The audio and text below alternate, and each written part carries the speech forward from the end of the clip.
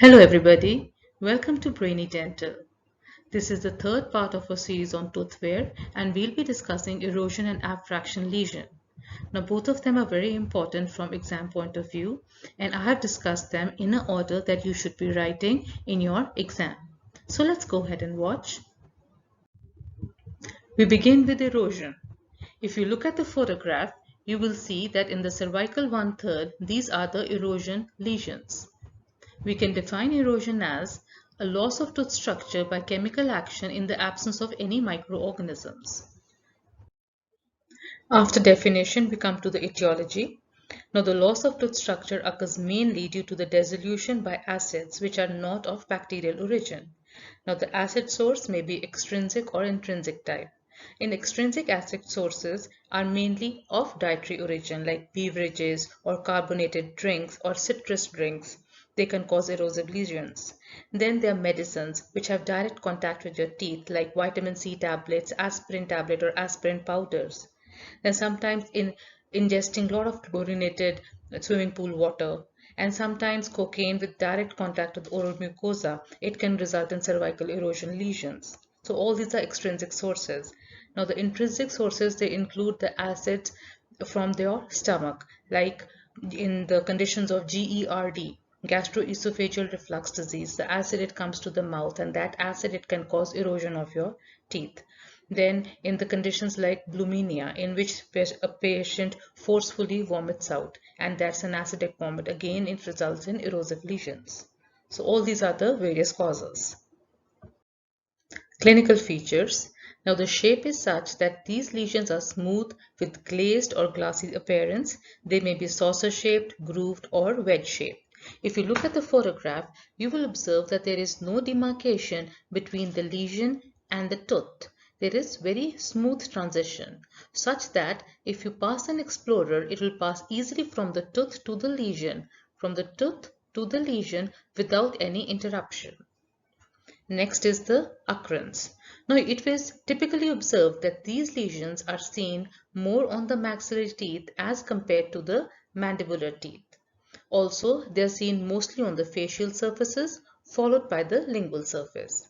And then, these lesions are not often present on the occlusal surface.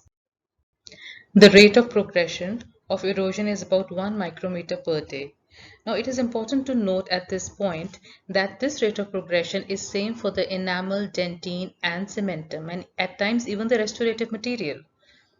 Next is caries. Now caries is uncommon in patients with erosion, and also teeth with erosion do not tend to retain plaque. And it is observed that the gingiva, if you look at the photograph, you will see the gingiva and the periodontium surrounding the affected teeth are sound and they are healthy. Now the affected teeth mostly present with hypersensitivity to hot, cold and sweet stimuli. Then there is an effect produced known as the raised amalgam restorations. Now in this effect, the tooth is eroded away, leaving the restoration which appears to be raised. Now this particular restoration is observed that it is clean and it is non-tarnished. Also, there is preservation of enamel cuff in the gingival crevice. These were the clinical features. Coming to the management.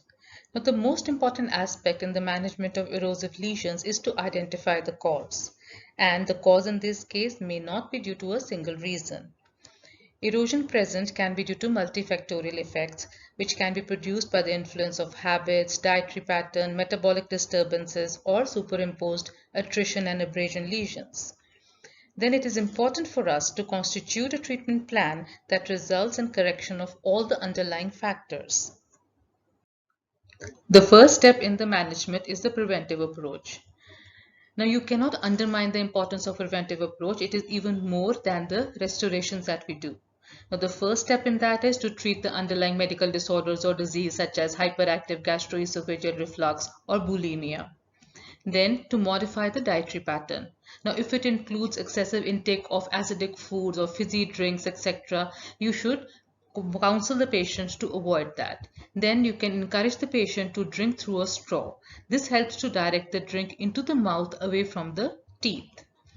Next step is to use neutralizing agents like antacid tablets, especially after intrinsic or extrinsic acidic challenge. Also, you should instruct the patient to avoid brushing immediately after taking acidic food, as it will cause rapid tooth structure loss. Then we can use dentine podding agents to the areas of exposed dentine that are causing hypersensitivity. It will relieve the patient of its symptoms. Also, we can improve the remineralization of the tooth and resistance to acid by applying fluoride gels or varnishes to the teeth. Then, reduce the active abrasive force by using soft toothbrush or brushing gently. You can train the patient to do that. Coming to the restorative treatment. Now, emergency treatment in the form of endodontic therapy is done if the lesion is deep and painful. We can give composite and glass ionomer restorations as per our requirements wherever there are cervical abrasions. And we can give veneers to mask disfigured anteriors. Now, these were the different approaches that we used for the management of erosive lesions. Abfraction. We can define abfraction as the microstructure loss of tooth substance in the areas of stress concentration occurring most commonly in the cervical region of the teeth, which are these. Pathophysiology. During mastication, it has been observed that tooth flexor in the cervical region, if you look at the photograph, you will observe this is the cervical area, and the tooth flexure here results in microfracture of the enamel rods. These are the enamel rods and they're undergoing microfracture. Along with the enamel, there is fracture of the dentine or cementum. In this case, it is the dentine. And this fracture, it is occurring in the cervical 1/3 area. It has been observed that these abfraction lesions, they are crescent shaped, that means like this, and they run along the cervical line. So they are crescent shaped lesions. Etiology. Now, the stresses that concentrate to produce abfraction lesions in teeth are usually the result of occlusal loading forces. Now, they occur because of occlusal interferences, premature contacts, or parafunctional habits of bruxism and clenching, or tooth contact during swallowing. The management includes to remove the cause by modifying the parafunctional habits, to perform occlusal adjustments so there is no abnormal occlusal force acting on the teeth, and then to give restorations to prevent further stress concentrations. So this was your management of abfraction lesions. This completes your lectures on tooth wear and non-carious cervical lesions. Also watch the associated lectures of tooth attrition and tooth abrasion. If you enjoyed your lecture, do subscribe to this channel, like it and share it with your friends. Thank you.